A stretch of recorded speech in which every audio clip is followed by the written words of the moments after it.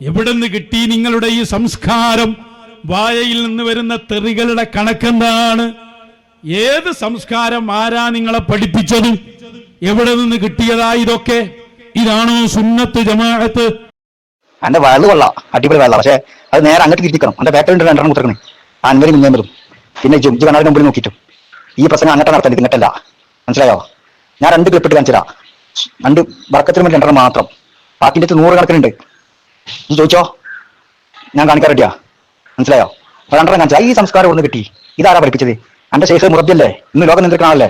ഓന്റെ മുരീതന്മാർ തൊള്ളിൽ നിന്ന് വരാൻ പാടുണ്ടോ? ഞാൻ നേരെ കാണിച്ചിട്ടുണ്ട്, ഡസൻ കണക്കിന് തോന്നിയാസം വിളിക്കുന്നുണ്ട്.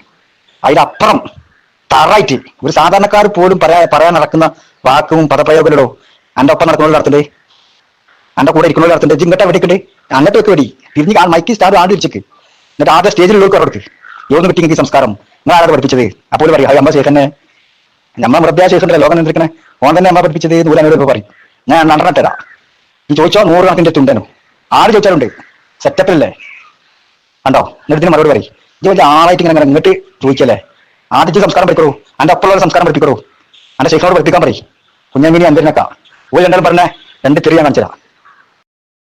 തൃശൂർ സമ്മേളനത്തിൽ ഇവരുടെ നേതാവ് സുലൈമാൻ സഖാഫി മാളിയേക്കൽ എന്ന് പറയുന്ന പരമവിട്ടി മജ്മുഅുൽ ഫുസാക്കിലെ 1ാമത്തെ ആൾ എന്ന് ഞങ്ങൾ പറയാൻ ഞങ്ങൾ താല്പര്യപ്പെടുകയാണ്. സുലൈമാന്റെ ശൈലിയിൽ ഇന്നിപ്പോ എന്നോടൊരു ചെറുപ്പക്കാരൻ പറയാണ്, എന്റെ വീട്ടിലുള്ള പശു, ആ പശു വല്ലാതെ കരഞ്ഞെടുക്കുന്നുണ്ട് എന്ന് പറഞ്ഞാൽ അതിനെ അണ ചേരണം.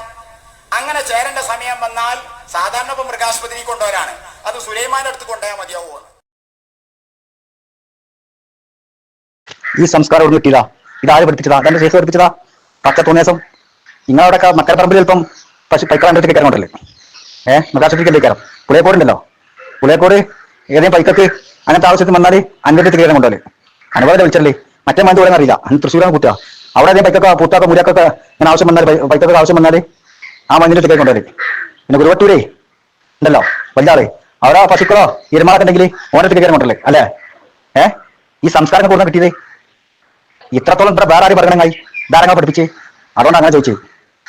നിങ്ങളെത്തി കൊണ്ടുപോകുമ്പോൾ നിങ്ങൾക്ക് അനുഭവം ഉണ്ടാവുള്ളൂ, അല്ലെങ്കിൽ മൃഗങ്ങളെ മനുഷ്യന്മാർക്ക് കൊണ്ടുപോയില്ലല്ലോ. ഈ കാലം വരെ നാട്ടുകാർപ്പില്ലല്ലോ. അപ്പൊ ഇത് അൻവരിക്ക് കൊണ്ടാ കിട്ടിയത്. എന്റെ ശേഷി പഠിപ്പിച്ചെടുത്തു. ഓൻ്റെ തിരിക്കാരം ആദ്യം അവിടെ കൊണ്ടല്ലേ. പിന്നെ പുഴയക്കൊട്ടുക്കും മക്കരപ്പറമ്പുക്കും മറ്റേ തൃശ്ശൂർ ആണ്ട് മറ്റുള്ള ഓരോ വീക്കും അല്ല. നിങ്ങൾ പുറത്തുകാലത്തേക്ക് കയറി കൊണ്ടല്ലോ പൈക്കളയും ആടാളെയും മറ്റേ ഒക്കെ. അവിടെ നിങ്ങൾക്ക് കിട്ടി. ഇന്നത്തെ തോന്നിയാസം സ്റ്റേജ് മേലെ കയറി പറയാൻ ധൈര്യം വന്നേ. നീ ഒന്നും കൂടി കണ്ടോ എന്റെ കുഞ്ഞന്മാരുടെ സംസ്കാരം പഠിപ്പിക്കാൻ വന്നിട്ട് ഞങ്ങളല്ലേ? പക്ഷെ പണി ഉണ്ടാവും കേട്ടോ. എന്താണ് ഈ സൈബർ പോരാളികൾ എന്ന പേരിൽ അറിയപ്പെടുന്ന എരപ്പാളികളെ നിങ്ങൾക്ക് അതിനോടുള്ള നിലപാട് അതൊന്ന് വ്യക്തമാക്കണം. എവിടെ നിന്ന് കിട്ടി നിങ്ങളുടെ ഈ സംസ്കാരം? വായയിൽ നിന്ന് വരുന്ന തെറികളുടെ കണക്കെന്താണ്?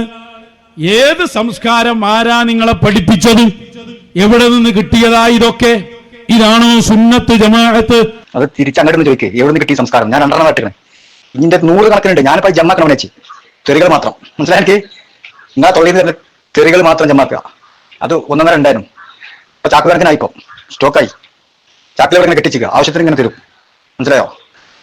ചങ്ങായി ഇട്ടാ തീരൂ ചങ്ങായി, അത്ര മാത്രം ഉണ്ട്. അതാ ഞാൻ ഡാറ്റ്. മനസ്സിലായി എനിക്ക്? എന്നിട്ട് സംസ്കാരം പഠിപ്പിക്കാൻ വന്നു വെച്ച് അനക്കും എൻ്റെ ഒപ്പം നടക്കുന്നവർക്ക് ഒരു കിട്ടിയ സംസ്കാരം. ആരെങ്കിലും ഇത്ര തോന്നിവാസം തലി കെട്ടിക്കാണ്ട് ഇതങ്ങനെ ഞങ്ങൾ ഉസ്താദ്മാർ തിരിച്ചു പറഞ്ഞു കാണിച്ചിരോ? ഇത്രക്കൊരു പുസ്തകന്മാർ ഹൈവാനെന്നും ഇബ്ലീസിൽ നിന്നും അബൂജാഹിലെന്നും ഷെയ്ത്താനെന്നും ദജ്ജാലെന്നും മൊയന്തെന്നും ഇനി എന്താ വിളിക്കാൻ ബാക്കി? ഒക്കെ കിട്ടുന്നിട്ടുണ്ട്.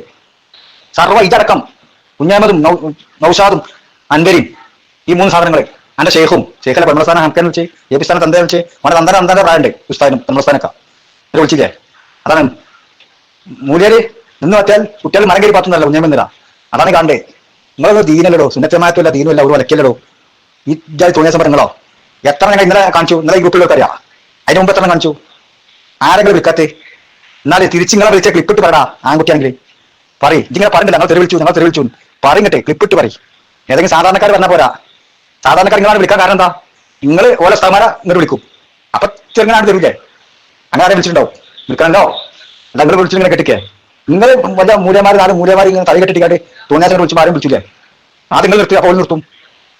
ഒരു സംസ്കാരം പഠിപ്പിക്കുക. ആരെ പഠിപ്പിക്കുന്ന സംസ്കാരം? ഞങ്ങളെ ആദ്യം സംസ്കാരം ഉണ്ടാകാൻ നോക്ക്, നന്നാകാൻ നോക്ക്. ആദ്യം തൊള്ളക നന്നാകാൻ നോക്ക്. കക്കൂസാണ് ഇപ്പൊ 3ന്റെയും തൊള്ള. കക്കൂസാണ് ഞാൻ പറയാം. എന്റെ തെളിവുകളൊക്കെ ഉണ്ട്. ഇതെന്ന് ചോദിക്കുക, ഞങ്ങൾ തൊള്ള കക്കൂസാണ്, എന്റെ തെളിവുണ്ടാവും. മണി തന്നെ കാണിച്ചു തരും.